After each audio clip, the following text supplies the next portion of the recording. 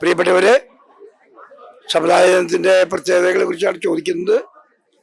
ഇതിൻ്റെ ലക്ഷ്യം നമ്മുടെ വിവിധ രൂപതകളിൽ നിന്ന് എല്ലാവരും വരിക, നമ്മളുടെ ഇമ്പോർട്ടൻ്റ് പ്രശ്നങ്ങളെ കുറിച്ച് ചർച്ച ചെയ്യുക എന്നുള്ളതാണ്.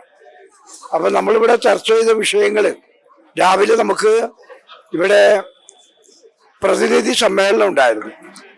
അപ്പോൾ അവിടെയൊക്കെ കോൺസെൻട്രേറ്റ് ചെയ്തത് നമ്മളെങ്ങനെ രാഷ്ട്രീയമായി ശാക്തീകരിക്കപ്പെടാം, അതുപോലെ തന്നെ സാമ്പത്തികമായി ശാക്തീകരിക്കപ്പെടാം, അങ്ങനെ സാമൂഹികമായി ശാക്തീകരിക്കപ്പെടാം, അതുപോലെ ആധ്യാത്മികമായി ശാക്തീകരിക്കപ്പെടാം. ആ വിഷയങ്ങളെ കുറിച്ചൊക്കെ ഇന്ന് രാവിലെ പറയുകയുണ്ടായി. പിന്നെ കൂടുതലായിട്ട് നമ്മൾ നേടിയെടുക്കേണ്ട ചില കാര്യങ്ങൾ, അതായത് ഒന്നാമത് മുനമ്പം ഇഷ്യൂ, അതുപോലെ തന്നെ മുതലപ്പൊഴി അവിടെ പ്രശ്നങ്ങളുണ്ട്, അത് തീർക്കപ്പെടണം. JB കോശി റിപ്പോർട്ട് ഇത്രയും നാളായിട്ട് പുറത്തേക്ക് ഗവൺമെൻറ് വിട്ടിട്ടില്ല, അത് വിടണമെന്ന് നമ്മൾ ആവശ്യപ്പെടുകയാണ്.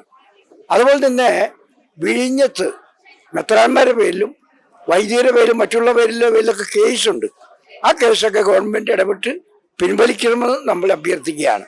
അപ്പോൾ ചുരുക്കം പറഞ്ഞാൽ ഈ നമ്മുടെ സമുദായത്തിൻ്റെ, നമ്മുടെ സഭയുടെ വളർച്ച എങ്ങനെ ത്വരിതപ്പെടുത്താം, അവരെല്ലാവരും എങ്ങനെ ശാക്തീകരിക്കാം എന്നുള്ള വിഷയത്തെക്കുറിച്ച് ചർച്ചയായിരുന്നു. അങ്ങനെ ഇത് അങ്ങ് കണ്ണൂർ മുതൽ നെയ്യാറ്റിൻകര വരെയുള്ള ക്രൈസ്തവരുടെ സാന്നിധ്യം, ലത്തീങ്കത്തോരുടെ സാന്നിധ്യം ഇവിടെ ഉണ്ടായിരുന്നു. വൈദികർ, സന്യസ്തർ, അതുപോലെ തന്നെ അൽമായർ എല്ലാവരും കൂടി വന്നു. അങ്ങനെ നല്ലൊരു സമ്മേളനമായിരുന്നു. ഞങ്ങൾക്ക് സന്തോഷമായി.